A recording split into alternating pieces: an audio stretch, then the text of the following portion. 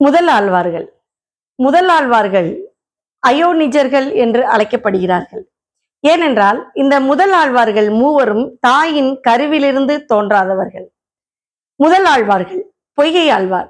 பொய்கை ஆழ்வார் காஞ்சிபுரத்துக்கு அருகிலுள்ள திருவெக்கா என்னும் திவ்ய தேசத்தில் உள்ள ஒரு பொய்கையில் தாமரை மலரில் திருவோண நட்சத்திரத்தில் தோன்றியவர். பொய்கையில் தோன்றியதால் அவர் பொய்கையாழ்வார் என்று அழைக்கப்படுகின்றார். அதே போல் பொய்கையாழ்வார் தோன்றிய அதற்கு அடுத்த நாளில் திருக்கடல் மல்லையில் உள்ள ஒரு குறுக்கத்தி மலரில் அங்கிருக்கின்ற ஒரு கிணற்றில் உள்ள ஒரு குறுக்கத்தி மலரில் தோன்றியவர் பூதத்தாழ்வார். அவர் அவிட்டு நட்சத்திரத்தில் தோன்றியவர் பூதத்தாழ்வார். அதற்கு அடுத்த நாளில் தோன்றியவர் பேயாழ்வார். பேயாழ்வார் திருமல்லையில் உள்ள செவ்வல்லி மலர் திருமலையில் உள்ள ஒரு செவ்வல்லி மலர் அங்கே இருக்கின்ற ஒரு குளத்தில் இருக்கின்ற செவ்வல்லி மலரில் சதய நட்சத்திரத்தில் தோன்றியவர் பேயாழ்வார். இங்கனம் பொய்கையாழ்வார், பூதத்தாழ்வார், பேயாழ்வார் மூவரும் தாயின் கருவிலிருந்து தோன்றாதவர்கள் என்பதால் அவர்களுக்கு அயோனிஜர்கள் என்று பெயர்.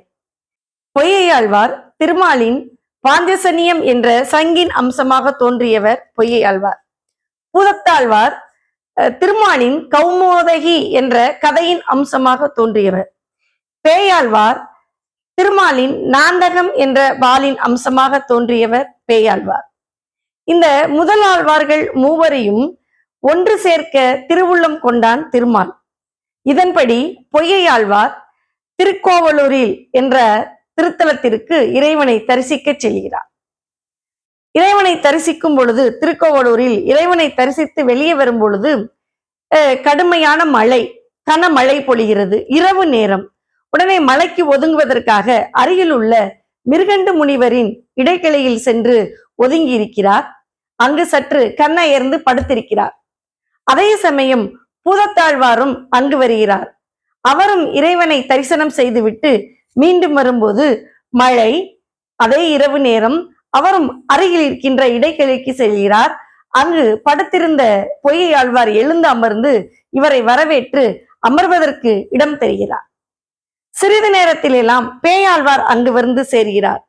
பேயாழ்வாரும் இறைவனை தரிசித்து விட்டு மீண்டும் வருகிறார். அதே இடைக்கிளி.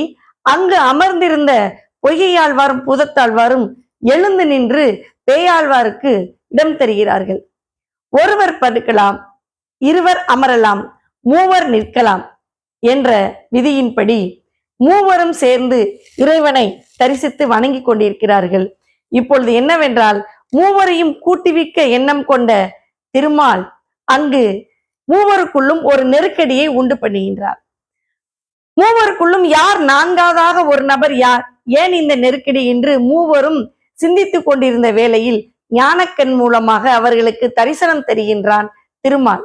சங்கு சக்கரத்தாரியாக திருமாலை தரிசித்த மூவரும் வணங்கி போட்டுகிறார்கள். அப்பொழுதுதான் பொய்கையாழ்வாரின் முதல் பாசுரம், 4000 பிரபத்தின் முதல் பாசுரம் தோன்றுகிறது. திருமாலுக்கு வையத்தை விளக்காக வைத்து, கடலை நெய்யாக வைத்து, சூரியனை சுடராக வைத்து ஒரு பாசுரம் பாடுகிறார்.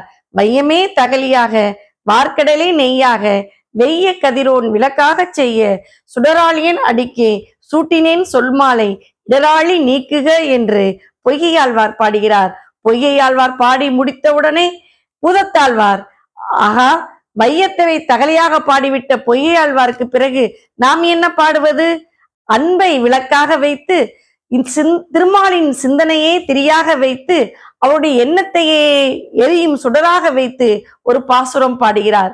அன்பே தகலியாக, ஆர்வமே நெய்யாக, இன்பு உருகு சிந்தனை இடுத்திரியாக, நண்புருகி நாரணருக்கு ஞான சுடர் விளக்கேற்றினேன், ஞான தமிழ் புரிந்த நான் என்கிறார் பூதத்தாழ்வார். அதே சமயம் பேயாழ்வார் 2 பேரும் விளக்கேற்றி வழிபட்டார்கள் அல்லவா? இவர் எந்த விளக்கேற்றுவார்? அவர் வையத்தை விளக்காக ஏற்றி வழிபட்டார். இவர் அன்பை விளக்காக ஏற்றி வழிபட்டார். இவர் சொல்கிறார், நான் யாரை கண்டேன் தெரியுமா? இரவு நேரம் திருமால் எனக்கு தென்படவில்லை, திருமகள் தான் தென்பட்டாள், திருமகளின் அந்த ஒளியில்தான் திருமால் தென்பட்டான் என்று திருக்கண்டேன், பொன்மேனி கண்டேன், திகழும் அருக்கனினி நிறமும் கண்டேன், சிறுக்கிளரும் பொன்னாளி கண்டேன், புரிசங்கம் கை கண்டேன், என் ஆழி வண்ணன்பால் என்று பாடுகிறார். இங்கனம் முதல் ஆழ்வார்கள் பாடிய முதல் 3 பாசுரங்கள் 4000 திவ்ய பிரபந்தம் தோன்றிய இடம் திருக்கோவலூர்.